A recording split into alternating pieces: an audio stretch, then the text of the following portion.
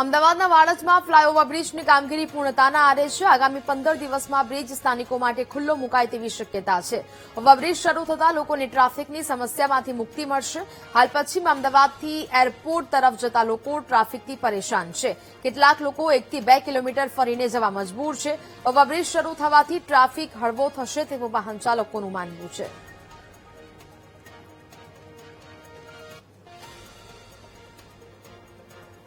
બહુ તકલીફ પડે છે ટ્રાફિકની. બહુ વિશેષ કરીને સાબરમતી જવા વાળા છે નદી પેલી બાજુથી વાસ્ત્રા વટવાથી જે લોકો આવે છે ને બહુ ફરીને જવું પડે છે.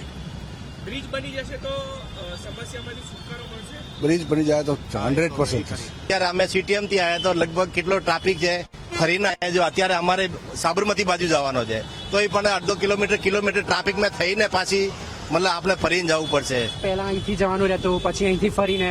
આ તો અત્યારે આ ખુલ્લું થયું છે. બાકી પહેલા કેવું રહેતું હતું કે ત્યાંથી આગળ થઈને મારે અંદર થઈને જવું પડતું. દર વર્ષે રસ્તા બદલાઈ જાય છે, ટ્રાફિક તો રહેતો જ હોય છે. મને નહીં ખબર બ્રિજથી થશે કે નહીં. પહેલા એવું હતું બ્રિજ આમથી આમ જઈ રહ્યો હતો, હવે ખબર નહીં આ બે બ્રિજ ભેગા થઈ ગયા છે. એટલે મને છે ને વ્યવસ્થા સમજ નથી પડી રહી. બ્રિજ પછી થાય તો થાય એવું છે.